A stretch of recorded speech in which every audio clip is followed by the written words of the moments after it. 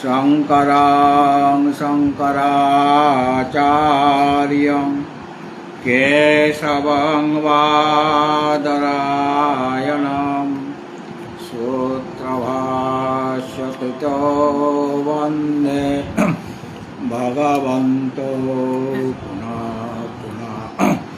ईश्वरो गुरुरात्मेति मूर्तिभेदविभागिने व्योमवद्व्याप्तदेहाय दक्षिणामूर्तये नमः। प्रथमे আমরা মঙ্গলাচরণ শ্লোক পাঠ করব। প্রথমেই আছে नमः श्री शंकरानंद गुरुपादाम्बुजन्मने। नमः श्री शंकरानंद गुरुपादाम्बुजन्मने। सविलास महामोह ग्राहग्रासैककर्मणे। सविलास महामोह ग्राहग्रासैककर्मणे। भगवत भक्तजन আমাদের বিদ্যারণ্য স্বামীকৃত বেদান্তের প্রকরণ গ্রন্থ পঞ্চদশী বিষয়ে আলোচনা চলছে। পঞ্চদশীর একাদশ অধ্যায় আনন্দ প্রকরণের প্রথম অধ্যায় ব্রহ্মানন্দে যোগানন্দ প্রকরণ। আমরা প্রথমেই যে 7টি শ্লোক আমাদের এই গত কয়েকদিনে আলোচনা করা হয়েছে সেই 7টি শ্লোক সমবেতভাবে মানে আমার সাথে আপনারা বলবেন। ব্রহ্মানন্দং প্রবক্ষ্যামি জ্ঞাতে তস্মিন্ন শেষতঃ ঐকামুষ্মিকানর্থ ব্রাতং হিত্বা সুখায়তে। ব্রহ্মবেদ পরমা আমার সাথে বল। ব্রহ্মবেদ পরমাপ্নোতি শোকং তরতি চাত্মবিদ।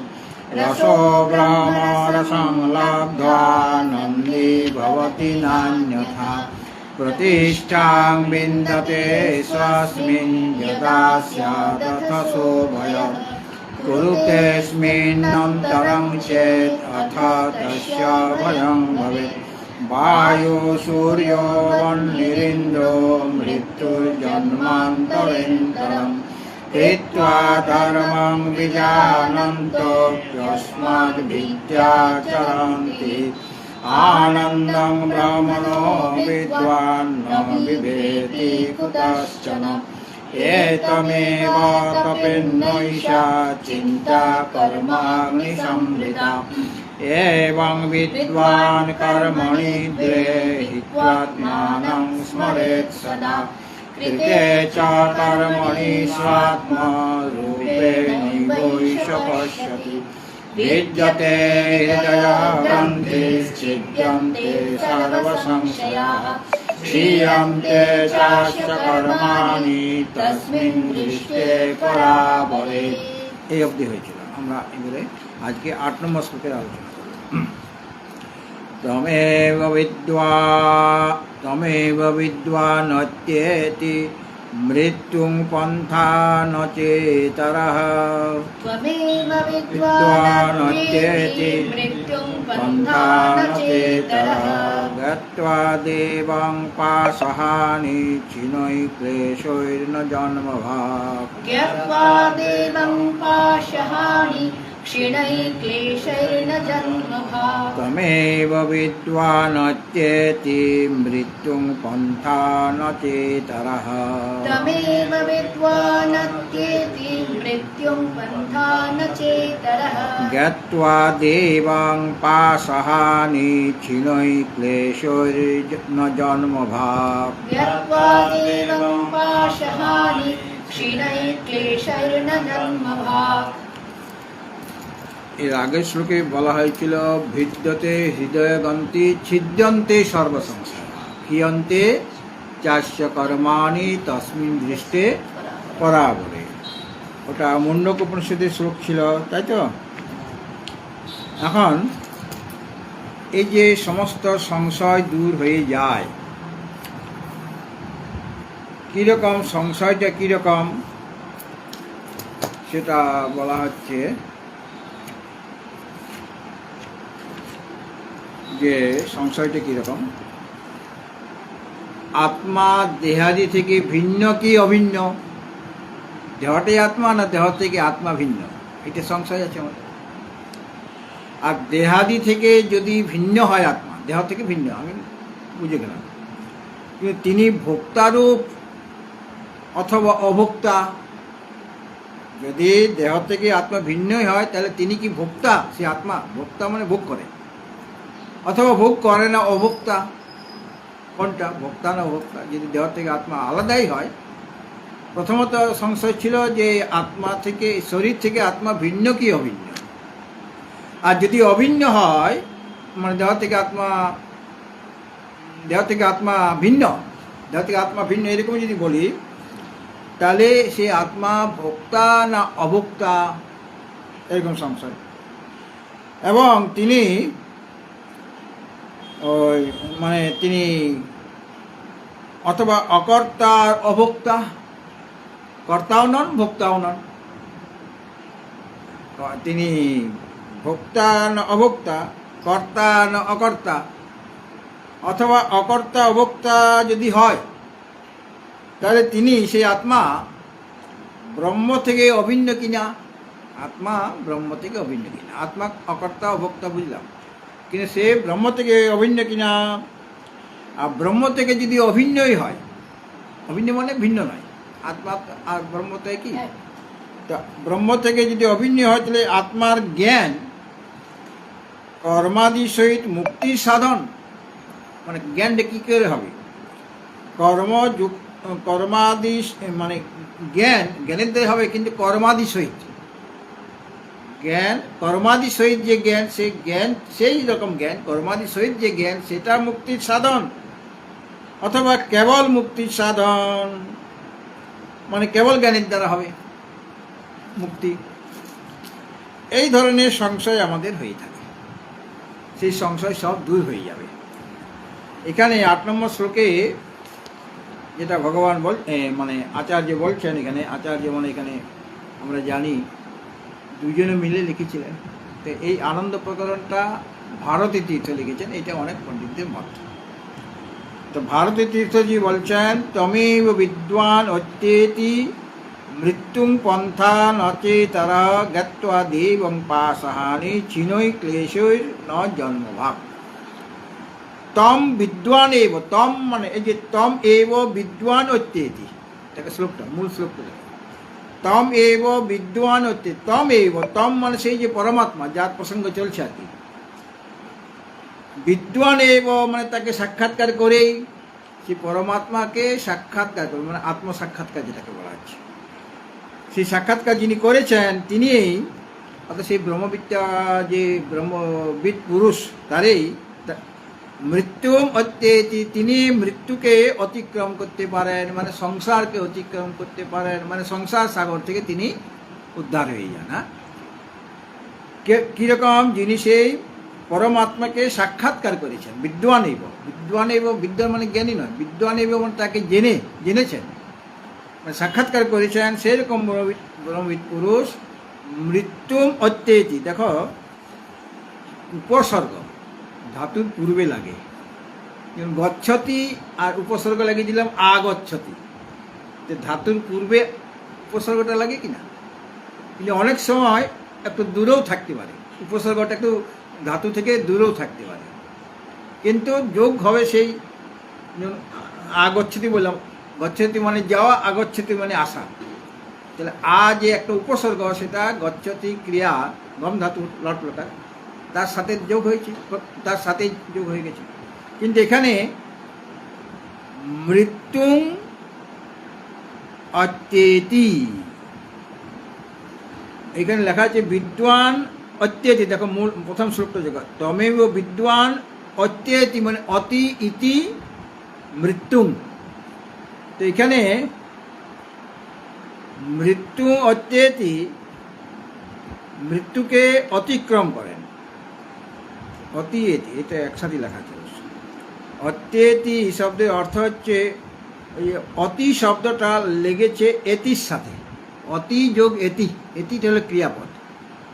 এতি মানে যাওয়া, এতি মানে যাওয়া। অত্যেতি এ শব্দের অর্থ কী হবে? যিনি অতিক্রম করেন, যাওয়া আসাটা অতিক্রম করেন। হ্যাঁ, অত্যেতি মানে অতিক্রমণ করা। মানে ওই যে ইন ধাতু একটা আছে, মানে তার অর্থ হচ্ছে যাওয়া। যেমন গম ধাতু অর্থ যাওয়া, সেরকম ইন ধাতু থেকে এতি শব্দটা এসেছে। কি ধাতু? ইন। ইন, হস্যইকার মধ্যনি হসন্ত, ইন। তার রূপ হচ্ছে প্রথম পুরুষ একবচন লটলকারে এতি, যে ক্রিয়াপদ হলো, তার সাথে অতি লাগিয়েছে। অতি মৃত্যুম এতি। আচ্ছা, উপনিষদে যখন আছে তখন অতি মৃত্যুম এতি এরকম লেখা আছে, মানে অতি উপসর্গটা অনেক পরে লাগিয়েছে, যেটা মূল যে শ্বেতাশ্বতর উপনিষদে আছে, কিন্তু এখানে একই সাথেই লাগিয়ে দিয়েছে, অত্যেতি একসাথে লাগিয়েছে না। আমরা যখন মুন্ডক উপনিষদ নিয়ে এটা আলোচনা করব তখন দেখব ওখানে এতি আর অতিটা দূরে আছে। মৃত্যুম তমেয় বিদিতা অতি মৃত্যুম, তারপরে এতিটার মাঝখানে মৃত্যু ঢুকে গিয়েছে, মানে একই, মানে ক্রিয়াপদটার আগেই সেটা অতি শব্দটা নাই মূল শ্বেতাশ্বতর উপনিষদে, কিন্তু এখানে তিনি একসাথেই করেছেন। হ্যাঁ, তো অত্যেতি মৃত্যুম, অত্যেতি মানে মৃত্যুকে, মৃত্যু মানে এখানে সংসারটাকে মৃত্যু বলা হচ্ছে, কারণ সংসারে আসলেই আমার মৃত্যু হবে কি না, আর মৃত্যু হলে জন্ম হবে, তাহলে সংসারের এক নাম হয়ে গেল মৃত্যু, কারণ সংসারটা হলো মৃত্যুযুক্ত। হ্যাঁ, তো মৃত্যু মানে মৃত্যুকে অতিক্রম করেন, মানে সংসারকে অতিক্রম করেন। সংসার অতিক্রম করা মানে সংসার সাগর থেকে তার উদ্ধার হয়ে যায়। ইতর চ, আর অন্য কোনো, ইতর মানে ভিন্ন, যিনি সেই আত্মা সাক্ষাৎকার করেছেন সেই রকম ব্রহ্মবিদ পুরুষেই মৃত্যুকে অতিক্রম করেন, মানে সংসারকে অতিক্রম করে চলে যান, মানে সংসার সাগর থেকে উদ্ধারণ।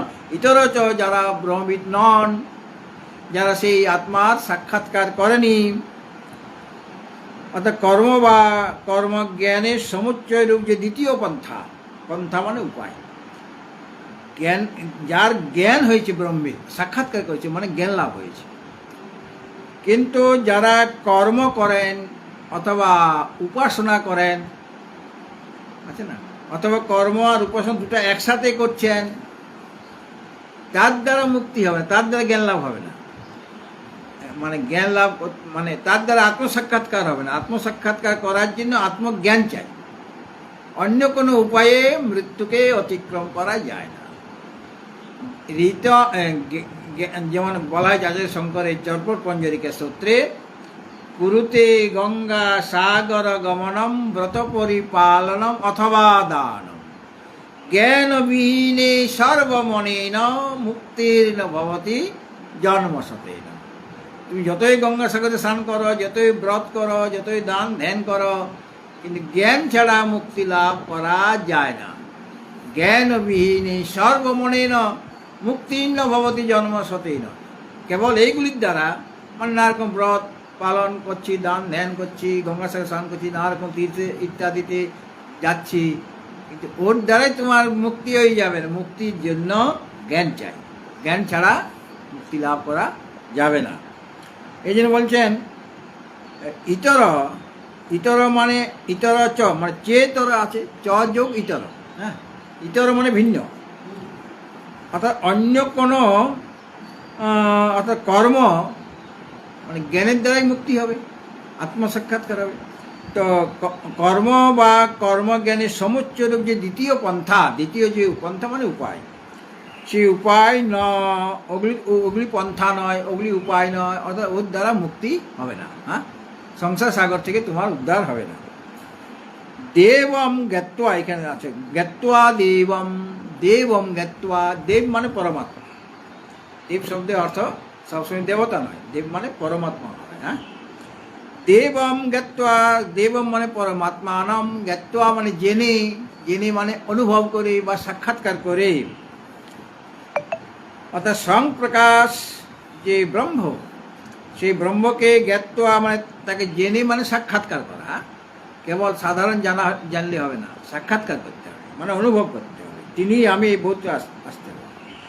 সাক্ষাৎকার করে সেই আত্মাতে অবস্থিত যে পুরুষ, তার কি হয় না পাশ হানি, পাশ দূর হয়ে যায়। পাশ মানেই হচ্ছে বন্ধন, পাশ মানে দড়ি আর কি। রজ্জু কি করে আমাদের বন্ধন করে। আর আমাদের সংসারেও একজন বন্ধন করে রেখেছে আমাদের, কে? কাম ক্রোধাদি রূপ যে বন্ধন, রাগ দেশ ইত্যাদি আছে কিনা, তো কাম ক্রোধ লোভ মোহ মদ মাৎসর্য, এরাই তো আমাকে সংসার আবদ্ধ করে রেখেছে, এগুলি পাশ। এই জন্য ওই আমাদের বলা হয়েছে পশু। আর ভগবান শঙ্করের নাম পশুপতি, পশুপতিনাথ আছে না মন্দির, কোথায়? নেপালে। তো পশুপতি মানে কেবল পশুদের প্রতি, পশু মানে আমরা যেদিকে বুঝি সিংহ বাঘ অমুক তমুক, ওরা পশু, ওদেরকে আমি পশু বলি। তোমাকে যদি পশু বলি তুমি রেগে যাবে কি না? তোমাকে যদি জন্তু বলি তাহলে রেগে যাবে। কিন্তু আমরা সবাই জন্তু, যাই হতে জন্তু, যে যার জন্ম আছে সেই জন্তু। আমাদের জন্ম হয়েছে কিনা এই মানে শরীরটা, তাহলে পর আমরা জন্তু কিনা। আর যে পাশাবদ্ধ সে পশু, রজ্জুর দ্বারা আবদ্ধ যায়। আমরা তো রজ্জুর দ্বারা আবদ্ধ, তো অন্য রজ্জু কাম ক্রোধাদির যে রিপুগুলি, ওগুলি বন্ধন।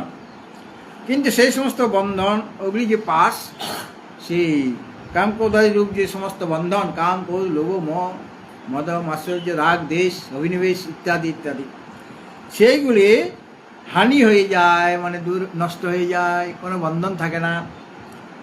আর ক্ষীণই ক্লেশই, ক্লেশ হলো 5 রকম যোগ দর্শনে বলা হয়েছে। অবিদ্যা, অস্মিতা, রাগ দেশ অভিনিবেশ, 5টা ক্লেশ বলা হয়েছে, পঞ্চক্লেশ। এই ক্ষীণই ক্লেশই, এই যে 5 রকমের ক্লেশ, অবিদ্যা অস্মিতা রাগ দেশ অভিনিবেশ, এদের জন্যই আমাদের কষ্ট হয়, এই জন্য এদেরকে ক্লেশ বলা হয়েছে। অবিদ্যা মানে অজ্ঞান, অস্মিতা মানে অহংকার, রাগ দেশ, রাগ মানে অনুরাগ, রাগ মানে এখানে ক্রোধ নয়, রাগ মানে অনুরাগ, দেশ মানে বিদ্বেষ, অবিদ্যা অস্মিতা রাগ দেশ। আর অভিনিবেশ মানে মৃত্যু ভয়, মৃত্যু ভয়। ভয় থাকলেই আমার ক্লেশ, আর সবচেয়ে বড় ভয় হলো মৃত্যু ভয়। তো এইগুলি আমাদের কষ্ট দেয়। আমার শরীর সুস্থ আছে, কিন্তু আমার ভাবছি যে আমাকেও কি মরতে হবে, তাহলে মরণের ভয় তো সকলেরই আছে, একটা বাচ্চা ছেলেরও মরণের ভয় আছে। সুতরাং এই যে 5 রকমের ক্লেশ, এটা যখন বিনষ্ট হয়ে যাবে, ক্ষীণই ক্লেশই, এই 5টা ক্লেশ যখন বিনষ্ট হয়ে গেলে, অর্থাৎ পুনর্জন্মের হেতুরূপ যে কর্ম, অবিদ্যা কাম কর্ম, ক্রম কালকে বলেছিলাম। অবিদ্যা বশত আমার মনে কামনা জাগে, আর কামনাকে পূর্ণ করার জন্য আমরা কর্ম করি, করি কিনা? আমার মনে যদি কামনা বাসনা থাকে, সেটা পূর্ণ তো এমনিতে তারা উড়ে উড়ে আমার কাছে আসবে না, তার জন্য পন্থা অবলম্বন করতে হবে, মানে কর্ম করতে হবে। তবে গিয়ে আমার একটা বাড়ি বানানো দরকার, বাড়ি বানাবার ইচ্ছা হয়েছে, মানে কামনা জেগেছে, তাহলে আমি টাকা পয়সা রোজগার করবো, সংগ্রহ করবো কোনোভাবে, তাহলে আমাকে কর্ম করতে হচ্ছে। তো অবিদ্যাবশত আমার কামনা জাগে, আর কামনা বশত আমরা কর্ম করি, আর কর্ম করলে তার ফলটা আমাকে ভোগ করতে হবে। আর ভোগ করার জন্য আমার আবার শরীর ধারণ করতে হবে, এই শরীরের পর আবার শরীর ধারণ করতে হবে, মানে কর্মের ফল ভোগ করার জন্য। একই জন্মে তো সব ফল হয় না, ভোগ হয় না, তাহলে জন্মের পর জন্ম আমাদের চলতে থাকবে। সুতরাং পুনর্জন্মের হেতু হচ্ছে কর্ম। কর্ম যদি থাকে, যদি কর্ম সমস্ত শেষ হয়ে যায়, কর্ম যদি ক্ষয় হয়ে যায়, আগে যেটা বলা হয়েছিল, বিদ্যতে হৃদয় গ্রন্থি ছিদ্যন্তে সর্বসংশয় ক্ষীয়ন্তে চাস্য কর্মাণি, সমস্ত কর্ম তার ক্ষয়প্রাপ্ত হয়ে যায়। ক্ষীয়ন্তে তস্মিন দৃষ্টে পরাবরে, সে পরাবর মানে পরমাত্মা, তার যদি সাক্ষাৎকার হয় তাহলে কর্মক্ষয় হবে। এই কর্মগুলি হলে ক্লেশের কারণ। কর্ম থাকলেই আমার কষ্ট হবে, দুঃখ, মানে ফল ভোগ, কর্মের ফল ভোগ করার জন্য আমাকে নানারকম শরীর ধারণ করতে হবে। সুতরাং এগুলি যদি নষ্ট হয়ে যায়, ক্লেশ যদি নষ্ট হয়ে যায়, ক্লেশের কারণ কি? মূলে আছে অবিদ্যা, অজ্ঞান, আর অবিদ্যাবশত আমি কর্ম করছি। সুতরাং পুনর্জন্মের হেতু হলো এই কর্মটা, যদিও তার পেছনে আছে অবিদ্যা, অবিদ্যা থাকলে পরে, অজ্ঞান থাকলে আমার কামনা বাসনা বশত কর্ম, আর কর্মের ফল আমাকে ভোগ করতে হচ্ছে, মানে সংসার। কর্ম ভোগ করা মানে সংসার।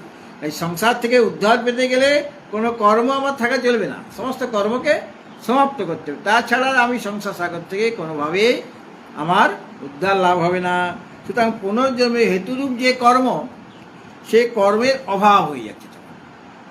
কেন? ওগুলি সব ক্ষয়প্রাপ্ত হয়ে যায়, কিসে? ওই আত্মসাক্ষাৎকার হয়ে গেছে। এবং যেহেতু কর্ম নাই, এই জন্য জন্মভাগ ন ব্রহ্মবিদ্যা পুরুষের জন্মভাগ মানে আরেকটা জন্ম, পুনর্জন্মের ভাগী হয় না, মানে পুনর্জন্ম হয় না। আর তার ব্রহ্মবিদ পুরুষের পুনর্জন্ম, আবার জন্ম তার হবে না। জন্ম হলেই তো শরীর ধারণ করতে হবে, আর শরীর ধারণ করলেই বুঝতে হবে তোমার দুঃখ কষ্ট আছে। শরীরং আদ্যম খলু ধর্ম সাধনম, শরীরটা হলো প্রথম ধর্মের সাধন।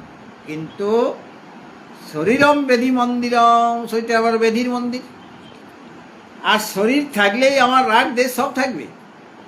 শরীরটাকে সুখে রাখার জন্য আমি ন্যায় করছি, কখনো অন্যায় কাজও করছি, তো আবার মানে পাপ পুণ্য দুটাই করছি আমি শরীরটাকে ভালোভাবে রাখার জন্য। এই জন্য বর্তমানে তো এই অবস্থা, ডিম ছুঁড়ে মারছে সকলকে। হ্যাঁ, তো কেন? ওই যে অন্যায় কাজ করেছি, ভালোভাবে থাকবো, তো ভালোভাবে থাকতে গেলে তোমাকে অন্যায় কাজ করতে হয়েছে। কিন্তু অন্যায় না করেও ভালোভাবে থাকা যায়।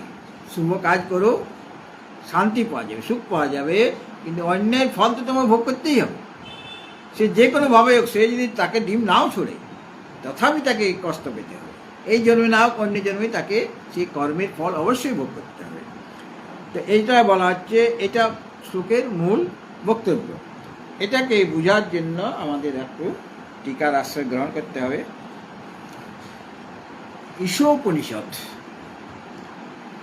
সেখানে ঈশোপনিষদের মন্ত্র খুব একটা বেশি নেই। হ্যাঁ, ঈশোপনিষদে মন্ত্রের সংখ্যা খুবই কম, মানে 18টা। কিন্তু এই 18টি মন্ত্রের দ্বারাই উপনিষদের যে মূল তত্ত্ব এখানে বলে দেওয়া হয়েছে। এখানে প্রথম মন্ত্রেই বলা হয়েছে, ঈশাবাস্যমিদং সর্বম যৎকিঞ্চ জগত্যাং জগৎ তেন ত্যক্তেন ভুঞ্জেথা মা গৃধ কস্যসিদ্ধনম। পেয়েছো মা? এটা প্রথম মন্ত্র। এটার অর্থ কি? মানে এটার পরে আরেকটা, সেটি আমাদের মূল বক্তব্য বিষয় থাকবে। তারপরে দ্বিতীয় মন্ত্রটা, কিন্তু এটা না জানলে ওটার কেন হঠাৎ করে ওটা লিখলেন সেটা বুঝতে পারবো না। তো এখানে বলা হচ্ছে জগত্যাং যৎকিঞ্চ জগৎ। যখন ভাষাটা দেখুন উপনিষদের, ঈশাবাস্যম ইদং সর্বম যৎকিঞ্চ জগত্যাং জগৎ বলা আছে না, জগত্যাং জগৎ, জগতের মধ্যে যে জগৎ, জগতের মধ্যে যে জগৎ, জগতী, তার সপ্তমী একবচনে জগত্যাং, মানে সংসারে যা কিছু জগৎ আছে। জগৎ মানে যেটা গমন করে। জগৎ শব্দটা গম ধাতু থেকে এসেছে। গম মানে গমন করা, তাই না? গম ধাতুর অর্থ কি? গমন করা। তো গমন করা একটা ক্রিয়া। তা আমি সবসময় আমি গমন করছি, আমি বসে নেই। আমি যে চুপচাপ বসে আছি, কিন্তু ভিতরে যাতায়াত হচ্ছে কি না, রক্তের চলাচল হচ্ছে, শ্বাস প্রশ্বাস যাচ্ছে আসছে, মানে ক্রিয়া হচ্ছে। গম ধাতুটা যে কোনো ক্রিয়ার বাচক। হ্যাঁ, যে কোনো ক্রিয়াকে বুঝাবে। তাহলে এই সংসারে জগত্যাং, এই জগতে যা কিছু, জগৎ মানে অস্থির পদার্থ যারা ক্রিয়াশীল, ক্রিয়াযুক্ত। একটা এই যে উপনিষদ বইটি, এখানে মোটা উপনিষদ বই, অনেক দিনের। এইটা মনে করো আলমারিতেই পড়েছিল, কেউ পড়ে নাই, মনে করো তুমি পড়েছো, কিন্তু আমি বলছি যে এটা আলমারিতে পড়েছি, কেউ পড়ে নাই। নতুন অবস্থায় যেরকম ছিল, 10 বছর হয়ে গেছে, এটা কি সেই রকমই আছে বইটা? পরিবর্তন হয়ে গেছে কিনা? অনেক পরিবর্তন হয়ে গেছে। পাতাগুলি ঝরঝর হয়ে যাচ্ছে। আগে পাতাগুলি নতুন ছিল, পাতা ঝরঝরে, আর আঠা পাটা সব খুলে যাচ্ছে, হচ্ছে কিনা? তাহলে তার মধ্যে ক্রিয়া হচ্ছিল, বসে নেই সে, তার মধ্যে ক্রিয়া। একটা কাপড়কে তুমি আলমারিতে রেখে দিয়েছ, খুব দামি কাপড় ব্যবহার হচ্ছে, মানে খুব দামি কাপড়, তো এটা যদি নষ্ট হয়ে যায়, কাচলে তার রঙটা ফেড হয়ে যাবে। তুমি আলমারিতে রেখে দিয়েছো, দেখা যাচ্ছে যে আলমারিতে রাখা আছে, কিন্তু তুমি ব্যবহার করছো না, ওখানেই পড়ে আছে, পোকায় ধরবে, পোকায় কামড়া করবে না, পোকা ধরে যাবে না ওখানে, আর রংটা উজ্জ্বলতাটা কমে যাবে। আপনি ব্যবহার করছেন, কাছাকাছি করছেন না, কিন্তু উজ্জ্বলতা নষ্ট হয়ে যাচ্ছে কিন্তু। আর তার যে টাইটটা ছিল, শক্ত ছিল, সেটা পাতলা হয়ে যাবে, মানে একটা ধরলেই ছিঁড়ে যাবে, টান দিলে ছিঁড়ে যাবে, কিন্তু তুমি কোনোদিন ব্যবহার করোনি। তাহলে বসে থাকলেও তার মধ্যে বিকার মানে ক্রিয়া হচ্ছে ভিতরে ভিতরে। আমি যদি চুপচাপ এখানে বসেও থাকি, তথাপি আমি বুড়ো হয়ে যাবো একদিন, মানে শরীর শিথিল হয়ে যাবে, বরং তাড়াতাড়ি শিথিল হবে। কাজকর্মের মধ্যে থাকলে শিথিলতাটা কম, ধীরে ধীরে হবে। আর যদি চুপচাপ বসে থাকি, তাহলে কি আমার শরীরটা সুস্থ থাকবে? কি অসুস্থ হয়ে যাবে। হ্যাঁ, শরীরটা অসুস্থ, আমি বেশি দিন বাঁচবো না, শরীরটা নষ্ট হয়ে যাবে। সুতরাং এই জগতে, জগত্যাং জগৎ, এই জগৎ মানে এই যে জগৎই মানে সংসার, মানে সংসার ছোট্ট নয়, কেবল পৃথিবীটাই সংসার নয়, একটা ব্রহ্মাণ্ড। একটা ব্রহ্মাণ্ড, এই যে দেখো, একটা ব্রহ্মাণ্ডের মধ্যে কটা লোক আছে, কটা ভুবন আছে? 14 ভুবন, উপর দিকে 7টা, নিচের দিকে 7টা। এই যে ব্রহ্মাণ্ড, এইরকম ব্রহ্মাণ্ড কতগুলি আছে? অনন্ত কোটি ব্রহ্মাণ্ড। এই অনন্ত কোটি ব্রহ্মাণ্ড হলো সংসার। শুধু পৃথিবীটা, শুধু বেলদাটা আমাদের সংসার নয়, মানে জগৎ নয়। জগৎ মানে বিরাট, যেমন পরমাত্মা অনন্ত, সেরকম সংসারটাও অনন্ত। রজ্জুটা যদি 3 হাত হয়, তো সাপটা কয় হাত হবে? 3 হাতই হবে, তো 2 হাত হয়ে যাবে না, 3 হাতই হবে। সুতরাং পরমাত্মা অনন্ত, কাজে জগৎও অনন্ত। পরমাত্মা যেমন অনন্ত অসীম, তিনি সে জগৎটা অনন্ত অসীম। এই আদি অন্ত খুঁজে পাওয়া যাবে না। খুঁজে পাওয়া যাবে কি? আমি একটা পৃথিবীরই আদি অন্ত খুঁজে পাচ্ছি না। তো এইরকম আছে, ভূর ভুবর স মহ জন তপ সত্যম, ওদিকে অতল বিতল সুতল রসাতল তলাতল মহাতল পাতাল। একটা ব্রহ্মাণ্ডের হদিশ পাচ্ছি না, আমি সেখানে যেতেই পাচ্ছি না। পৃথিবীর ইচ্ছা করলে পৃথিবীর কোনায় কোনায় আমি বিশেষ বিশেষ জায়গায় যেতে পারি, তাও সব জায়গায় যাওয়া যাবে না। আমাদের যে সাগর, সাগরের নিচে বিরাট মানে পৃথিবী, মানে বিরাট বৈচিত্র্য আছে, সেখানেও নানা রকম জীব জগৎ আছে, আছে না সাগরের ভিতরে? যারা ডুবুরি তারা দেখতে পাচ্ছে, টিভি মোবাইলে বা টিভিগুলো সেখানে দেখতে পাবে, সেখানে কত রকমের প্রাণী, কত রকমের সেখানে জীব রয়েছে, যেটা মাটির উপরে নাই যে জীব, সেই জীব নিচে আছে। তার সোনা দানা কত কি আছে মাটির মধ্যে। সুতরাং এই যে অনন্ত যে জগৎ সংসার, তার মধ্যে যা কিছু জগৎ আছে, জগৎ মানে সব অস্থির পদার্থ আছে। এই পৃথিবীর লোকে অনেক অস্থির পদার্থ আছে। এই শরীরটাও অস্থির। শরীরটা স্থির কি? শরীরটা অস্থির। এক শিশু ছিল এই শরীরটা, আজকে বৃদ্ধা হয়ে গেছি আমরা, হয়ে গেছি না? তাহলে শরীরটাও অস্থির, চিরকাল মানে একরকমভাবে থাকছে না, সমস্ত পদার্থ এখানে অস্থির। এমনকি পৃথিবীটাও অস্থির। পৃথিবী এক জায়গায় স্থিরে আছে কি? সে তো সবসময় 2টা গতি নিয়ে আবার ঘুরছে, আহ্নিক গতি আর বার্ষিক গতি। আর সূর্য স্থির নয় মহাকাশে, সেও ঘুরছে তার নির্দিষ্ট পথে, কক্ষপথ সকলে আলাদা আলাদা আছে, একটার সাথে একটা ধাক্কা লেগে যাচ্ছে না। হ্যাঁ, তারপরে এত যে চন্দ্র নক্ষত্র দেখছি, তারা দেখছি না, নক্ষত্র দেখছি, তারা কেউ স্থির নয়, সবাই কাজ করছে, মানে এখানে কাজ করে খেতে হবে, কর্ম সকলের হচ্ছে, মানে ক্রিয়া থাকতেই হবে। আমরা দেখছি সকলের ক্রিয়া আছে, মানে সব অস্থির পদার্থ, মানে সব চঞ্চল পদার্থ। চঞ্চল পদার্থ মানে কি? অস্থির পদার্থ মানে কি? ওগুলো অনিত্য। যেগুলো অস্থির সেগুলো অনিত্য। এই যে শরীরটা, শিশু বয়সের শরীর আর কৌমার অবস্থার শরীর আলাদা হয়ে যাচ্ছে কিনা? আর যৌবন অবস্থার শরীর আলাদা, প্রৌঢ় অবস্থার শরীর আলাদা, বৃদ্ধ অবস্থার শরীর আলাদা। আবার শয্যাগত যখন হয়ে গেলাম, তখন শরীর আলাদা হয়ে গেল। তখন সেই রকম জৌলুস থাকবে কি? সে কানে শুনবে না, চোখে দেখবে না, বা হাড় টাড় সব দেখা যাচ্ছে। এরকম যে পালন ছিল, সে ওইরকম জরাজীর্ণ হয়ে যাচ্ছে। সুতরাং সমস্ত কিছু হচ্ছে অস্থির, আর অস্থির যা হবে সব অনিত্য। এইভাবে যত অনিত্য বস্তু আছে, জগৎ মানে তাহলে অনিত্য পদার্থ। এই সংসারে যত অনিত্য পদার্থ আছে, মানে অনাত্ম পদার্থ, 2টাই পদার্থ, একটা হলো আত্মা, একটা হলো অনাত্মা। এছাড়া আর পদার্থ নেই, একদিকে আত্মা আর একদিকে অনাত্মা। তো যত অনাত্মা, অনিত্য মানেই অনাত্মা, অস্থির মানে অনিত্য, অনিত্য মানে অনাত্মা, যেগুলো আত্মা নয়। আত্মা তো অবিনাশী। আত্মা থেকে ব্যতিরিক্ত ভিন্ন যা কিছু সব বিনাশী। তো দুইটা জিনিস, বিনাশী তত্ত্ব আর অবিনাশী তত্ত্ব। তো এই যে বিনাশী তত্ত্ব মানে অনাত্মা পদার্থ যা কিছু আছে, ইদং সর্বম, এই সময় যত অনাত্মা পদার্থ রয়েছে সেগুলোকে কি করতে হবে? ঈশা, ঈশা মানে পরমেশ্বরের দ্বারা, পরমেশ্বর মানে এখানে পরমাত্মা, যিনি অনন্ত অসীম, যিনি সর্বব্যাপক, সে তার দ্বারা, বাস্যম মানে আচ্ছাদনীয়ম, তার দ্বারা আচ্ছাদন করে দিতে হবে। এই যে মনে করো টেবিলের মধ্যে আমার বই আছে, খাতা আছে, কলম আছে, মোবাইল আছে, সব দেখতে পাচ্ছ কি না? এখন যদি একটা কাপড়ের দ্বারা এটা ঢেকে দেওয়া হয় তখন তুমি কি দেখবে?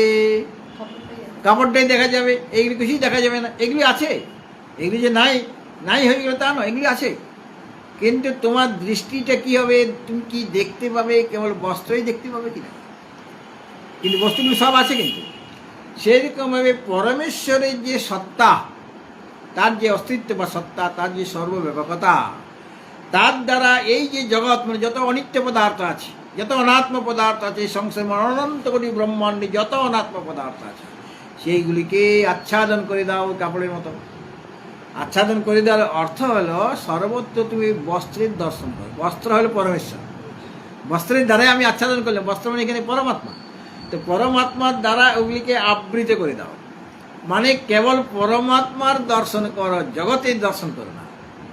সর্বত্র সদা সর্বত্র আত্মদৃষ্টি করো, এইটা তোমাকে করতে হবে। সর্বদা, সর্বত্র সব জায়গাতে সর্বদা আত্মদৃষ্টি করার কথা এখানে বলছেন। ঈশাবাস্যম ইদং সর্বম যৎকিঞ্চ জগত্যাং জগৎ।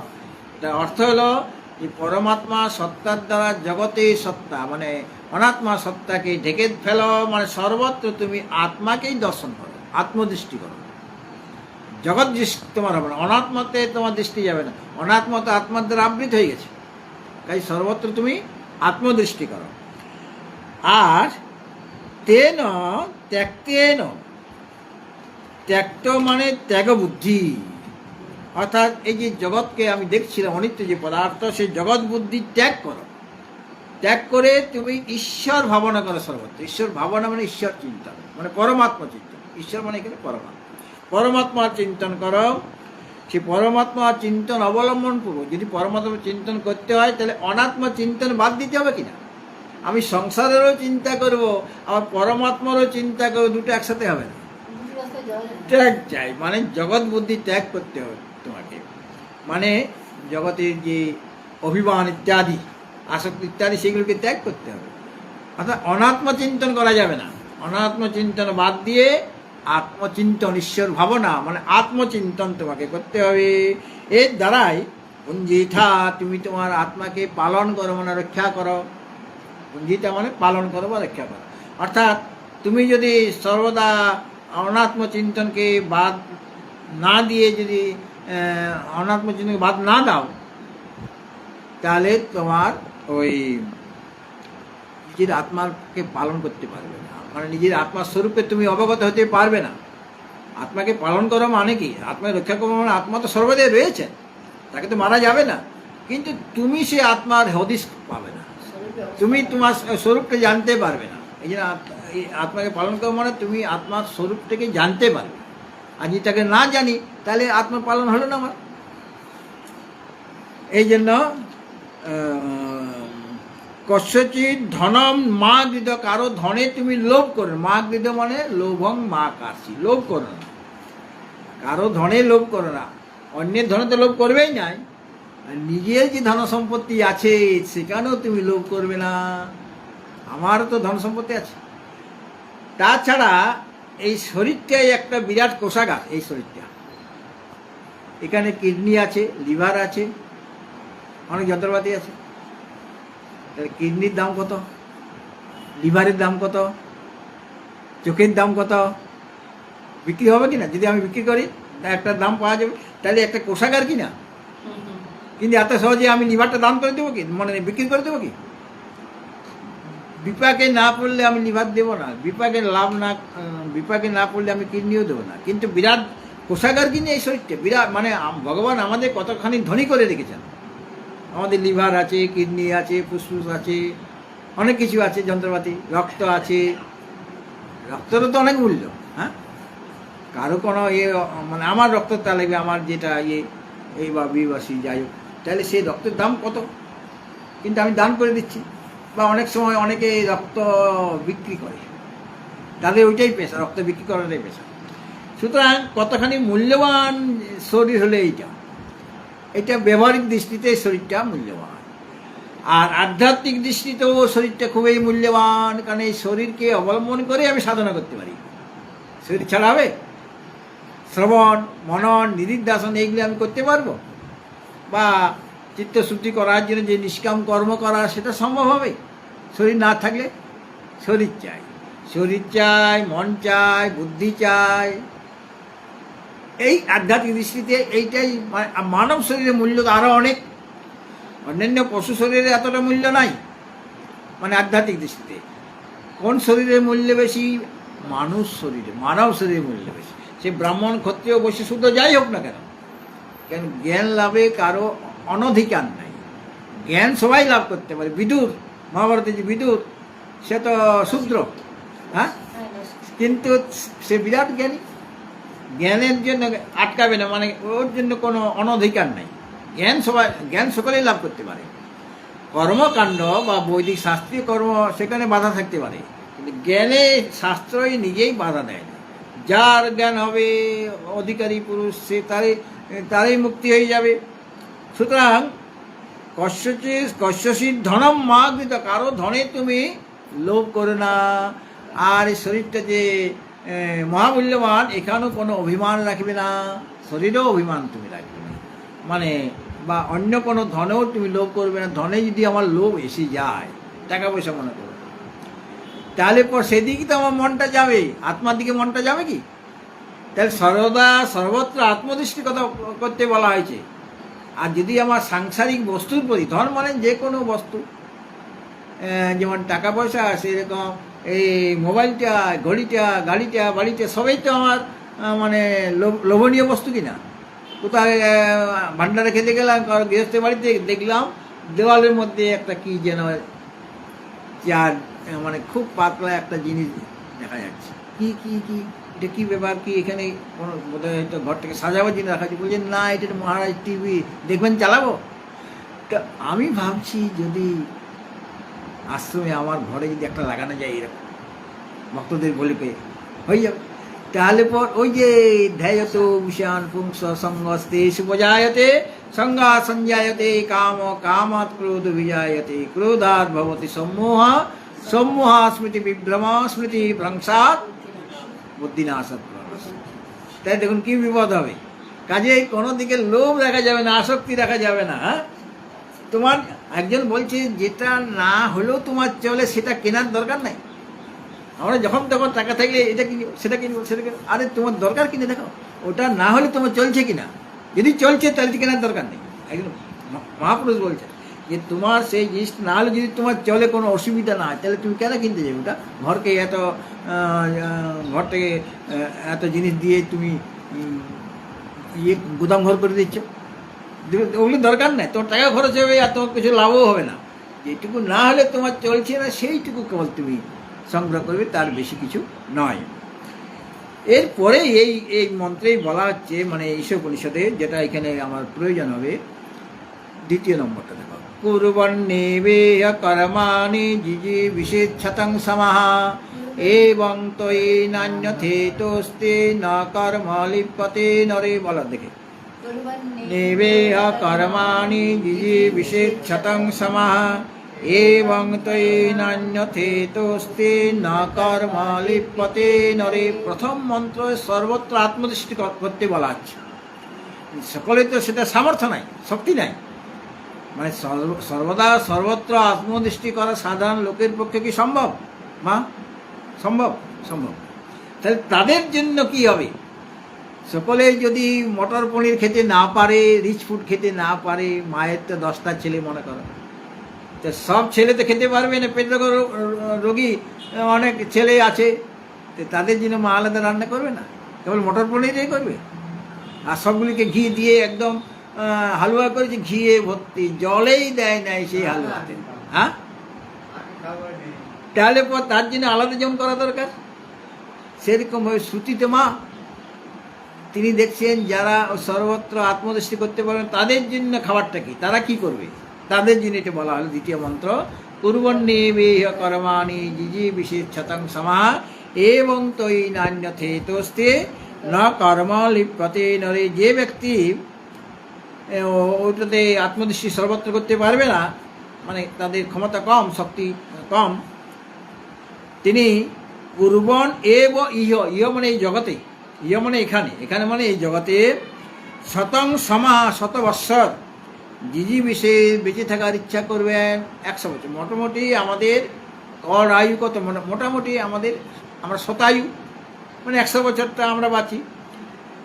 কেউ আগেও মরে যেতে পারে, কেউ আরও তাদের আয়ুটা 100 পারও করে দিতে পারে, কিন্তু মোটামুটি 100 বছর শতায়ু আমরা, এটা আমাদের আয়ু।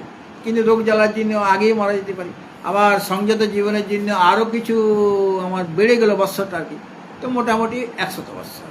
শতং সমা মানে 100 বৎসর বেঁচে থাকার ইচ্ছা করো, ইচ্ছা করো মানে মোটামুটি আমরা এরকম আমাদের আয়ুটা।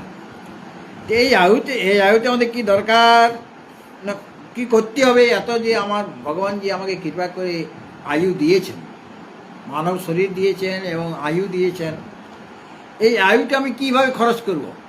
আমার যে আয়ুটা, আমার মানব শরীর এবং আমার কিছু সময়, আয়ু মানে আমার কিছু সময় দেওয়া হয়েছে এখানে থাকার, সেই সময়টাতে আমার কর্তব্য কী?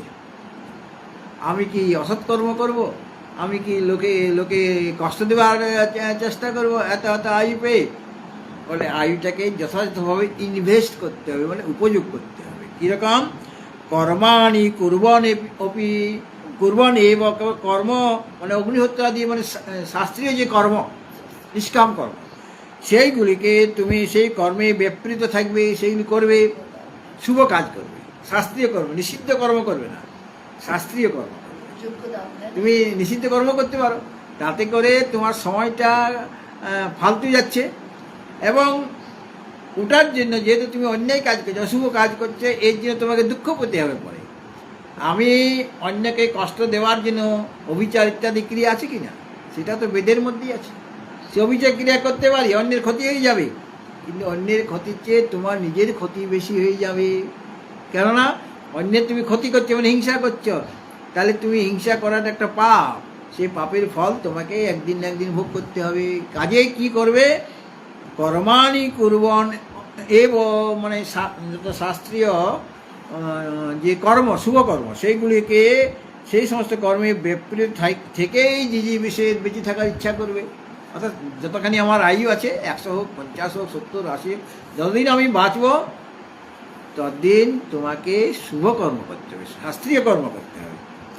এবং এইভাবে এরকম যদি করো, যদি শুভ কর্ম করো, তোমার তো সর্বত্র আত্মদৃষ্টি করতে পারছে না, তাহলে তোমাকে এই কাজটা করতে হবে যে তোমাকে শাস্ত্রীয় কর্ম, শুভ কর্মগুলি করে যেতে হবে যতদিন তুমি বেঁচে আছো। এবং নরে মানে নরত্ব অভিমানী যে জীব, যে নিজেকে মানুষ বলে মনে করে, কেননা মানুষেরই শাস্ত্রীয় কর্মে অধিকার আছে।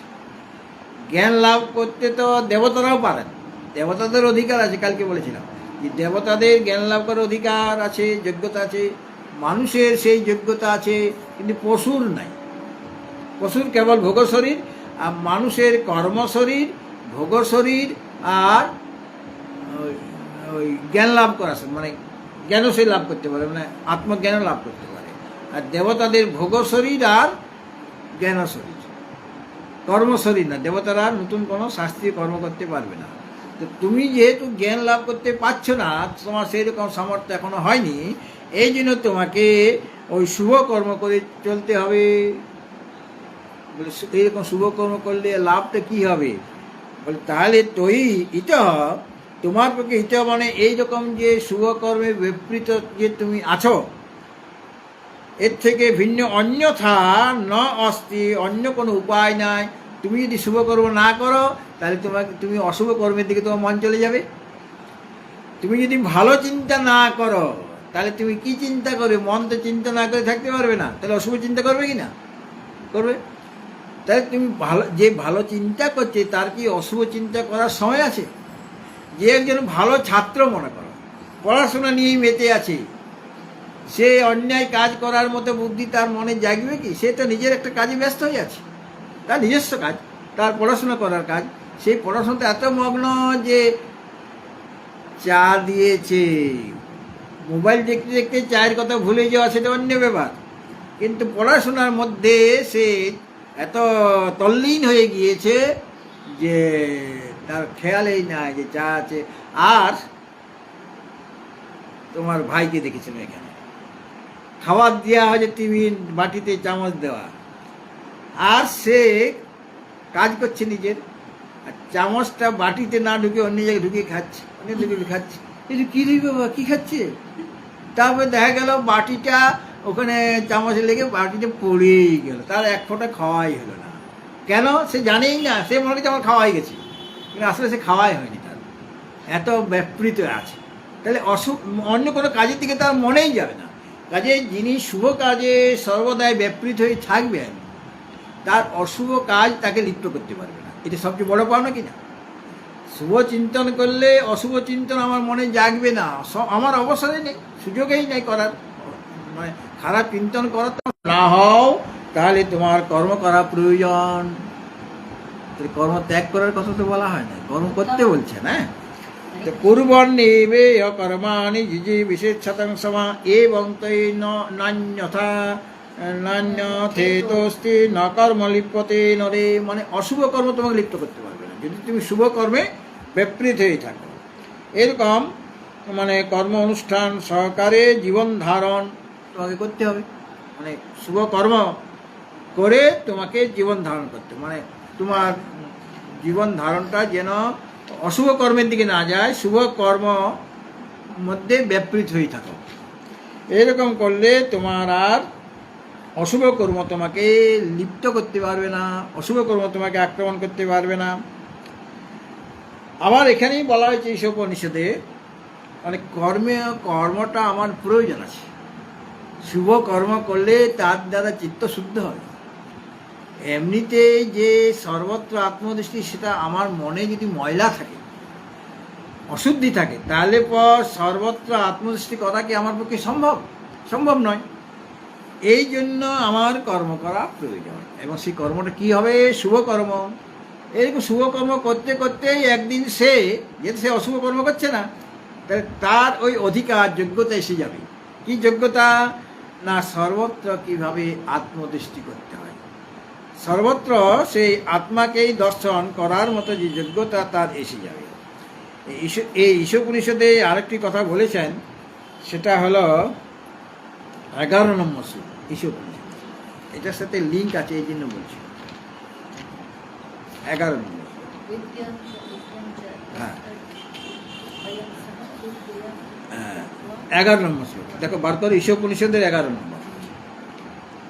দেখো নারায়ণ, দেখো তুমি একটু কাছে আসো, এই তুমি একটু ওর কাছে আসো না। বিদ্যাং চ বলো, যস্তদ্বেদো ভয়ং সহ অবিদ্যয়া মৃত্যুং তীর্ত্বা বিদ্যয়ামৃতমশ্নুতে। এখানে বলা হচ্ছে বিদ্যা আর অবিদ্যা। আমরা বিদ্যা বলতে ব্রহ্মবিদ্যা বুঝি, আত্মবিদ্যা বুঝি, অবিদ্যা বলতে অজ্ঞান বুঝি, তাই তো? কিন্তু এখানে বিদ্যা আর অবিদ্যার অর্থ একটু আলাদা। বিদ্যা মানে ব্রহ্মবিদ্যা নয়, বিদ্যা মানে উপাসনা, অবিদ্যা মানে কর্ম। কারণ অবিদ্যা বশতে কর্ম হয় আমাদের, তাই না? কর্মটা কিসের জন্য হয়? অবিদ্যা বশত। অজ্ঞান থাকলেই তো আমরা কর্ম করি, কেননা অবিদ্যা থাকলে পরে আমার কামনা বাসনা থাকবে, আর কামনা বাসনা থাকলে তাকে পূর্ণ করার জন্য আমার কর্ম করা দরকার। অবিদ্যা মানে কর্ম। আর বিদ্যা শব্দের অর্থ সাধারণত ব্রহ্মবিদ্যাই হয়, আত্মবিদ্যা উপনিষদে, কিন্তু ক্ষেত্র বিশেষে প্রসঙ্গ থেকে বিদ্যা শব্দের অর্থ উপাসনাও হয়, উপাসনা। ঠিক আছে? কর্ম আর উপাসনা দুইটা জিনিস।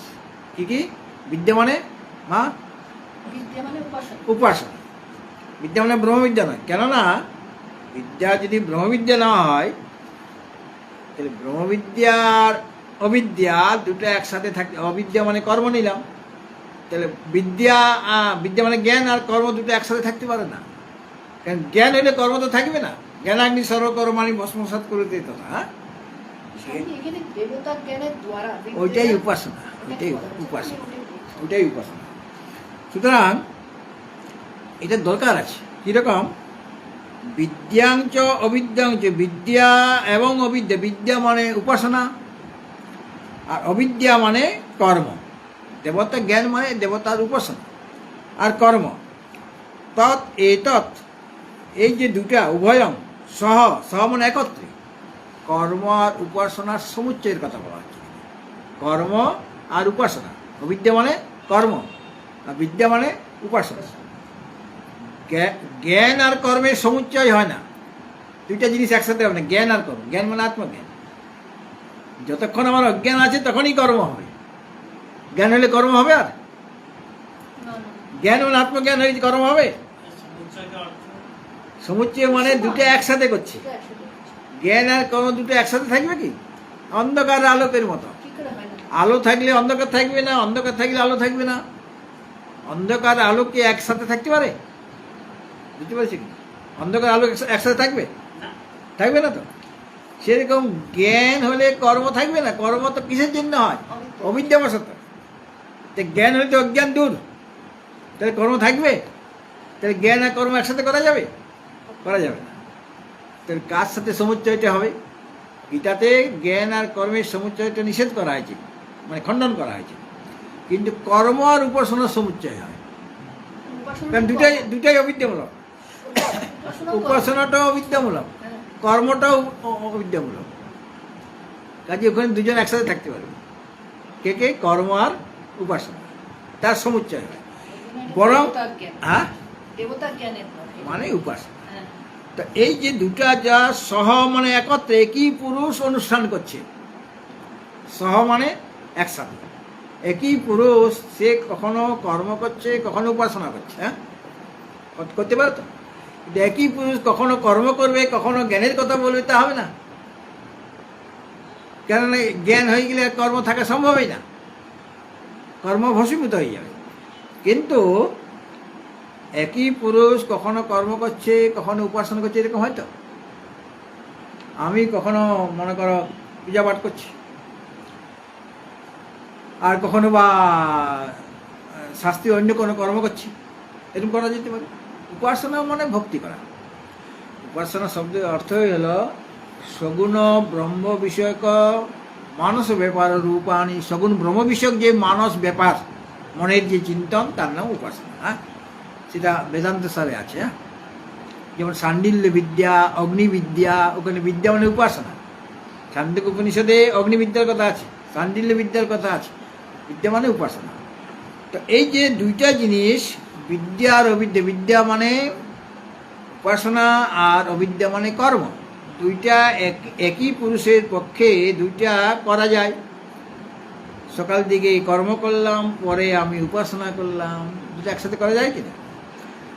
মানে আলাদা আলাদা। মানে এই যে একই পুরুষ দুটাই করছেন একই জীবনে, কখনো কর্ম কখনো উপাসনা, এরকম করতে পারে।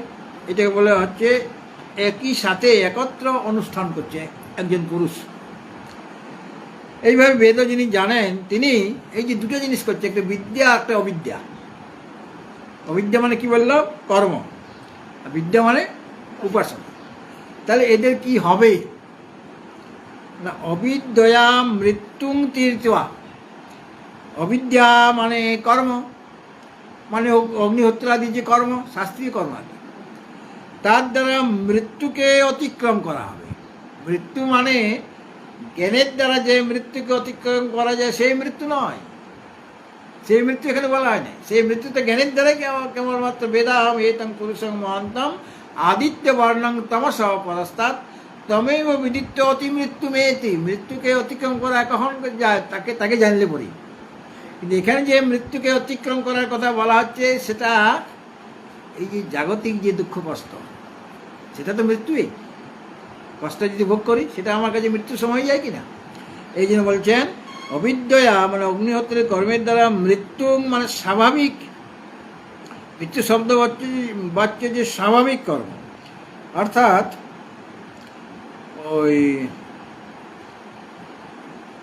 এই সংসারে আমাদের যে নানা রকম কষ্ট ইত্যাদি হচ্ছে, নানা রকম দুঃখ যন্ত্রণা যে ভোগ করা হচ্ছে,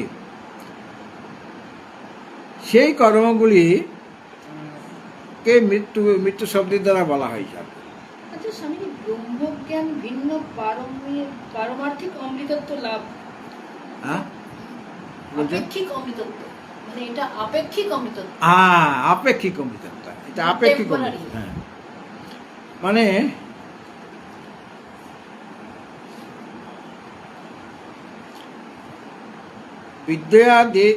বিদ্যয়া দেবলোক, বিদ্যার দ্বারা, আমাদের উপনিষদে বলা হয়েছে বিদ্যয়া দেবলোক, বিদ্যার দ্বারা মানে উপাসনার দ্বারা দেবলোক লাভ হয়, মানে ব্রহ্মলোক। আর কর্মণা পিতৃলোক, কর্ম দ্বারা পিতৃলোক লাভ হয়। আর এখানে যেটা বলা হলো যে উপাসনা এবং কর্ম উভয় একত্রে একই পুরুষের দ্বারা অনুষ্ঠেয় বলে যারা জানেন, তিনি শাস্ত্রীয় কর্মের দ্বারা মৃত্যুকে অতিক্রম করেন। আর দেবতা জ্ঞান মানে উপাসনার দ্বারা তিনি অমরত্ব লাভ করেন। এখানে অমরত্ব হলো আপেক্ষিক অমৃতত্ব। যেমন দেবতারকেও অমর বলা হয়, কিন্তু দেবতারা সত্যিকারে অমর কি? দেবলোক মানে স্বর্গলোক তো একদিন নষ্ট হয়ে যায়, দেবতারা তো তার তো শরীর চিরকাল থাকবে না। আমাদের দৃষ্টিতে অনেক দিন থাকে বলে আমরা অমর বলি, আমাদের দৃষ্টিতে তাদের আয়ুটা বেশি, এই জন্য আমাদের কাছে অমর। একটা মশার দৃষ্টিতে আমি অমর, কারণ তাতে 14 পুরুষ 100 পুরুষ অবধি আমার রক্ত খেয়ে যাচ্ছে, এই তার অধিকার আছে, তাদের বংশের অধিকার আছে আমার রক্ত পান করার, মানে দখল করেছে তাই শরীরটা। তার দৃষ্টিতে মশা কদিন বাজে? 15 দিন 16 দিন মনে করে। তাহলে সে কি মনে করছে? এই শরীর তো এই রক্ত তো পরম্পরাক্রমে আমাদের কুলের লোক খেয়ে যাচ্ছে, এই যে আমাদের অধিকার নাই কেন? তো সেই দৃষ্টিতে দেবতাদের অমর বলা হচ্ছে। কেননা তাদের হিংসাও আছে, তাদের ভয় আছে। অমর হলে ভয় তো থাকবে কি? থাকবে না। এটা হলো আপেক্ষিক অমৃতত্ব লাভ হবে। বিদ্যার দ্বারা যে অমৃতত্ব লাভ করার কথা বলা হয়েছে, বিদ্যা অমৃত অস্মৃতে মানে বিদ্যার দ্বারা মানে উপাসনার দ্বারা আপেক্ষিক অমৃতত্ব লাভ হয়। আর অবিদ্যা মৃত্যুং তেজা, অবিদ্যার দ্বারা, অবিদ্যা মানে কর্মের দ্বারা মৃত্যুকে অতিক্রম করে। মৃত্যু মানে ওই আসল মৃত্যু না, মানে মৃত্যু অতিক্রম করা মানে আর কোনোদিনই মৃত্যু হবে না তা নয়, কিন্তু জাগতিক যে মৃত্যু হচ্ছে, মৃত্যু অবধি তার যে নানা রকম কষ্ট ইত্যাদি হচ্ছে, সেই কষ্টগুলি থাকবে না, যন্ত্রণাগুলি থাকবে না, যিনি শাস্ত্রীয় কর্ম করবেন। এইভাবে দুটো ভাগ করা হয়েছে। হ্যাঁ, তো এখন দেখো মূল বস্তুতে, মূল শ্লোকে আমরা এখন প্রবেশ করব। হ্যাঁ, আবার গীতাতে বলা হয়েছে কর্মণা এব কর্মনৈব ই সংসিদ্ধি আস্থিতা জনকাদ, কর্মের কথা বলা আছে। মানে কর্ম ওই যে এই সমস্ত কর্ম ক্ষয় হয়ে যায় তো জ্ঞানের দ্বারা, তাদের কি তাহলে কর্ম করার দরকার নেই? কর্মের দ্বারা তো জনকাদি ঋষিগণ কর্ম করে তো সিদ্ধি লাভ করেছেন। গীতাতে বলা আছে কর্মনৈব ই সংসিদ্ধি আস্থিতা জনকাদ, তৃতীয় অধ্যায়ে বলা হয়েছে। তৃতীয় অধ্যায়ে 20 নম্বর শ্লোকে গীতাতে সেখানে বলা হয়েছে জনক, অশ্বপতি, অজাতশত্রু প্রভৃতি রাজন্যবৃন্দ তারা কর্ম দ্বারাই সংসিদ্ধি লাভ করেছিলেন, মানে মোক্ষ লাভ করেছিলেন। আবার একটি কথা আছে মানে স্মৃতিতে, যেমন কোন একটা আয়ুর্বেদিক একটা ওষুধ দিল আপনাকে, বলছে এটা অনুপান থাকে তো, পানের রস দিয়ে খাবে, কোনোটা মধু দিয়ে খাবে, এরকম বলা হয় কিনা আয়ুর্বেদিক ওষুধে, যে এটা পানের রস লাগবে এবং খুব করে পিষতে হবে। আবার কোনোটা মধু লাগবে, কোনোটায় মিশ্রি লাগবে, ওইটি দিলে পর সেটা ওষুধ হবে, সেই বস্তুটা ওইটা অ্যাকশন হবে। তো সেরকমভাবে বলা হয়েছে যথা অন্নম মধু সংযুক্তম, কোনো একটা অন্নের সাথে আমি মধু যোগ করলাম, সেটা ওষুধ হয়ে গেল। কিন্তু খালি অন্নটা ওষুধ ছিল না, তার মধ্যে যখন আমি মধু মিশিয়ে দিলাম তখন সেটা ঔষধ হয়ে গেল। অন্নের সাথে আমি কি মিশিয়েছি? মধু মিশিয়েছি। আবার কোনো সময় মধু চ অন্নেন সংযুতম, মধুটাকে অন্নের সাথে যোগ করছি, মানে যখন বলছি অন্নম মধুযুক্তম, অন্নটা মধুযুক্ত করছি, মানে অন্নের ভাগটা বেশি, মধুটা কম। আর যখন বলছি তার ফলটা আলাদা হয়েছে, সে আমার কাছে ওটা আমার রোগ দূর করবে, এইভাবে সেটা ভেষজ হয়ে যায়। তপস্য বিদ্যাঞ্চ সংযুক্তং ভেষজং মহৎ। যেমন অন্নের সাথে মধু যুক্ত হলো বা মধুর সাথে অন্ন যুক্ত হলো, সেটা ভেষজ মানে ঔষধ হয়ে যায়। সেই রকমভাবে তপস্য বিদ্যা চ সংযুক্তং ভেষজং মহৎ।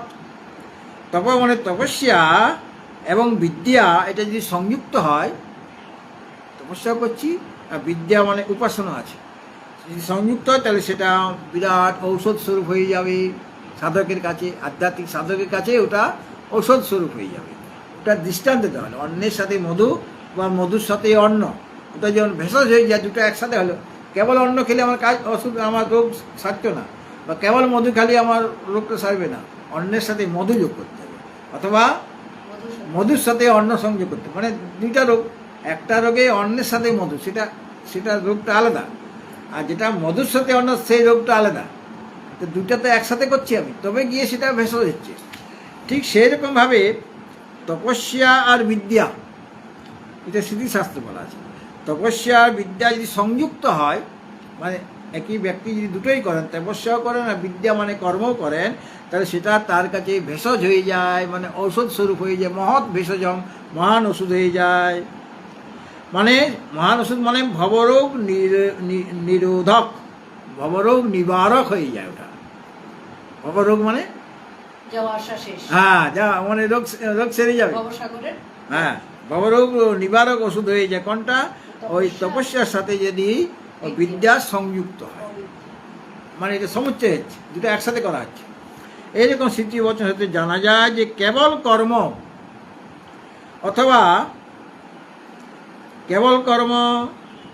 অথবা জ্ঞান সহিত যে মিলিত কর্ম মুক্তির হেতু হয়, এইরকম আশঙ্কা করে, মানে প্রথমে বলা হয়েছে কর্ম নৈবৈ সংসিদ্ধি মাস্তি থেকে জনকাদায়, গীতাতে বলা হয়েছে জনকাদি ঋষিগণ কর্মের দ্বারা সিদ্ধি লাভ করেছেন, মানে মুক্তি লাভ করেছেন, তাহলে কর্মের দ্বারা মুক্তি হয়। আবার এখানে বলা হলো তপস্যা এবং বিদ্যা সংযুক্ত হলে সেটা ভবরোগ নিবারক হয়ে যায়, ওষুধ স্বরূপ হয়ে যায়। অর্থাৎ তপ আর বিদ্যা মানে কর্ম, মানে জ্ঞান সহিত মিলিত কর্ম, সেটা মুক্তির হেতু, এটা স্মৃতিশাস্ত্রে বলা হচ্ছে। এরকম কেউ যদি আশঙ্কা করে, তাহলে পরে তাদেরকে বলতে হবে যে তপ শব্দটা অর্থটা কি? তপ মানে তপস্যা, তপস্যা মানে প্রাপ নিবৃত্তিরূপ অর্থের বোধক। অর্থাৎ তপস্যা মানে যার দ্বারা পাপ দূর হবে, আমি তপস্যা করছি। পাপের ফল তো দুঃখ কি না? পাপের ফল দুঃখ, আর পুণ্যের ফল সুখ বা আনন্দ। তাহলে পর আমি যে তপস্যা করছি মানে আমার কষ্ট হচ্ছে। পঞ্চাগ্নি, চারদিকে 5 রকমের আগুন আছে, উপরে নিচে, হ্যাঁ, তাহলে ওটা তপস্যা। বা আমি সারা দিন মানে খাচ্ছি না, নির্জলা হয়ে উপবাস করছি, এটা একটা তপস্যা। একাদশী একটা তপস্যা। আর যদি বলে সকালে কি খাবো, একাদশীর দিনে কাল একাদশী কি খাবো, সকালবেলা, দুপুরে কি খাবো, বিকালে কি খাবো, রাত্রিবেলায় কি খাবো, তাহলে ওটা তপস্যা হবে? মানে তপস্যা মানে নির্জলা ব্রত করতে হবে তোমাকে, জলও খাওয়া যাবে না। যদি না পারো তাহলে একটু জল খাবে। তাহলে তপস্যা মানে কি? মানে নিজে কষ্টটা স্বীকার করে নেওয়া, যে কষ্টটা আমার পাওয়া দরকার ছিল, যেহেতু আমি পাপকর্ম করেছি, তার ফলটা আমাকে ভোগ করতে হবে, সেই ভোগটা তো আমি নিজে করে নিচ্ছি, আমি তপস্যা করছি। মানে না ভুক্তম ক্ষীয়তে কর্ম, ভোগ না করে কোনো কর্ম ক্ষয় হবে না। তা যে ওই পাপের ফলটা আমি তো ভোগ করে নিচ্ছি তপস্যা করে, পাপের ফলটা ভোগ করছি কি না? তপস্যা করছি মানে কি? আমি কষ্ট স্বীকার করছি। যে কষ্টটা আমার পাওনা ছিল সেই কষ্টটা আমি নিজেই ডেকে এনেছি, মানে ভোগ করে নিচ্ছি পাপের ফল। তো তপস্যা, মানে তপস্যা মানে পাপ নিবৃত্তিরূপ অর্থের বোধক। পাপ নিবৃত্তি হবে, পাপ দূর হবে, তো পাপের ফলটা আমি ভোগ করছি। পাপ কী করে দূর হবে? যদি পাপের ফলটা আমি ভোগ করি, তাহলে পাপ কমতে থাকবে কি না? আমার জীবনে যদি না রকম দুঃখ আসে, তার মানে কি আমার পাপগুলি ক্ষয় হচ্ছে? ভক্ত যারা দুঃখ পেলে তাদের মনে আনন্দ হয়, কেন? তার পাপ দূর হচ্ছে, তার মনটা শুদ্ধ হচ্ছে। কষ্ট পাচ্ছি মানে কি তার দুঃখগুলি দূর হচ্ছে, তার পাপ দূর হয়ে যাচ্ছে, তার মানে মনটা শুদ্ধ হচ্ছে। এই তারা দুঃখ পেয়ে মুছড়ে পড়েন না ভক্তজন, মানে দুঃখটাকে সে কীভাবে গ্রহণ করছে। সে মনে করছে দুঃখ আমি পাচ্ছি মানে আমার যে অশুভ কর্ম ছিল আগের জন্মে, সেগুলো আমার দূর হয়ে যাচ্ছে, আমি ভগবানের দিকে এগিয়ে যাচ্ছি। তার মানে দুঃখ পাচ্ছি মানে ভগবানের দিকে এগিয়ে যাচ্ছি। সুতমা কত কষ্ট পেয়েছেন ভক্ত, তো কষ্ট পাচ্ছেন কেন? ওই তো মনে কি কোনো রকম অতৃপ্তি আছে কষ্ট পেয়ে? কোনোদিন খাওয়া হচ্ছে, কোনোদিন খাওয়া হচ্ছে না, এরকম হচ্ছে কি না? বিরাট আনন্দ। সে এত যে দ্বারিকায় যাওয়ার পর এত যে পেয়ে গেলেন, রাজপ্রসাদ পেয়ে গেলেন, অনেক খাবার দাবার সব এসে গেল, কোনো অসুবিধা নাই, কিন্তু ওইগুলির দিকে তার কোনো মনেই নাই। সে আগে যেমন ছিল সেরকম হয়েই থাকতে আরম্ভ করেছেন। তার পত্নীগুলি ইচ্ছা ছিল, সেই পত্নী ওই সুখগুলি ভোগ করছেন, সুতরাং ওইগুলি ভোগ করছেন না, কারণ ভোগ করলেই আবার ভগবান থেকে তিনি দূরে সরে যাবেন। কাজেই দুঃখ পাওয়া মানে পাপের নিবৃত্তি হচ্ছে, তপস্যা মানে পাপ নিবৃত্তি। পাপ নিবৃত্তির অর্থের বোধক বলে, ওটা বোধক মানে পাপ নিবৃত্তি হচ্ছে। আর ওই যে কর্ম না এই সংসিদ্ধিম আস্থিত জনকাদা বলা হয়েছে গীতাতে। এখানে আস্থিত, স্থিত শব্দের আগে আ উপসর্গ আছে। আ মানে আং, আং দুইটা উপসর্গ, আ আলাদা, আং আলাদা। তো আং এই উপসর্গ, সেটা পাপ নিবৃত্তির বোধক ওটা, মানে তার পাপ দূর হয়ে গেলে তবে গিয়ে সে স্থিত হবে নিজ স্বরূপে। কর্ম নৈবই সংসিদ্ধিম আস্থিতা জনকাদয়, সেই মোক্ষ পদে স্থিত তারা হয়েছিলেন। তো এখানে আস্থিত শব্দ যেহেতু রয়েছে, এই জন্য সংসিদ্ধি শব্দের দ্বারা জ্ঞানের সাধন রূপ চিত্ত শুদ্ধি।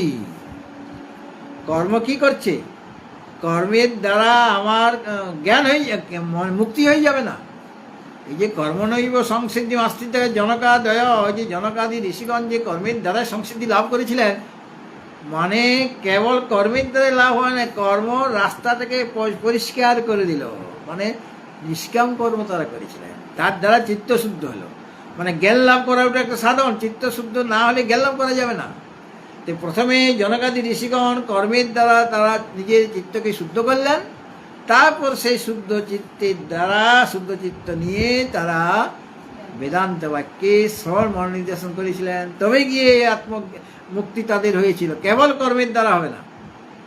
কুরুতে গঙ্গা সাগর গমনম ব্রত পরিপালনম অথবা দানম জ্ঞানবিনে সর্বমনেন মুক্তির ভবতি জন্মসতে।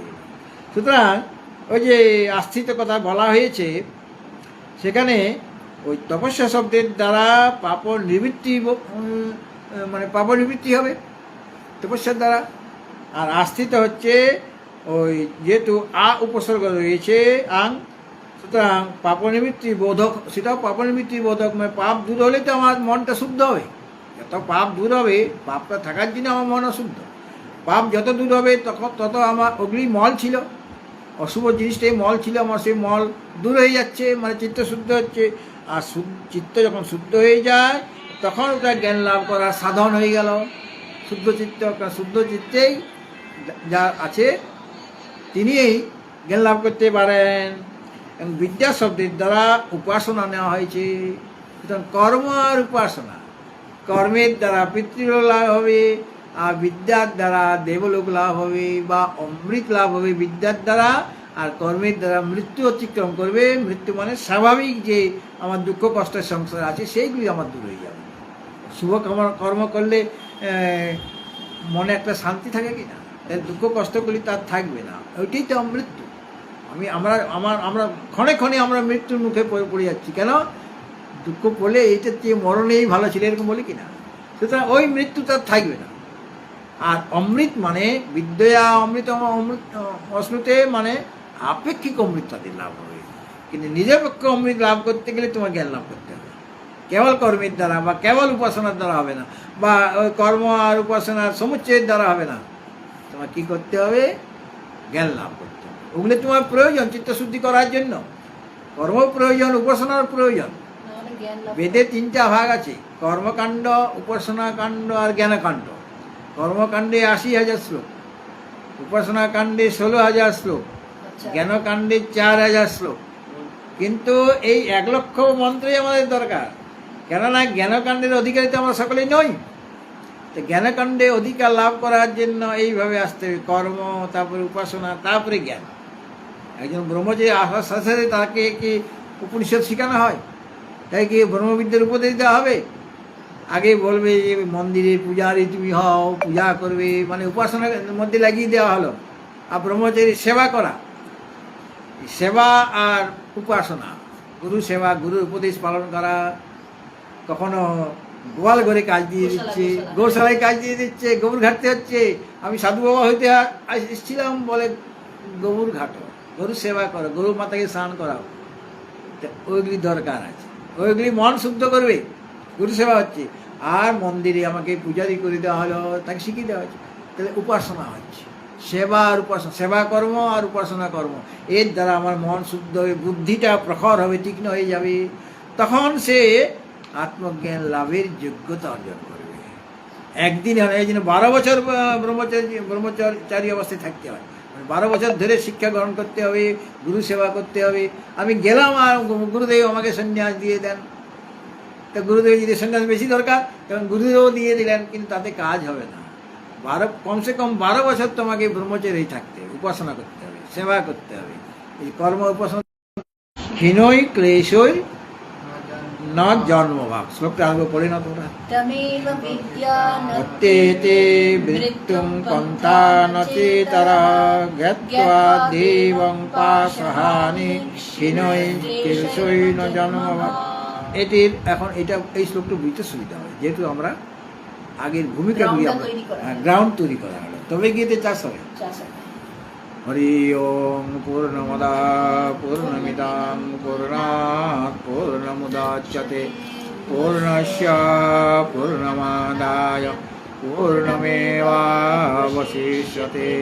ওম শান্তি শান্তি শান্তি। হরি ওম।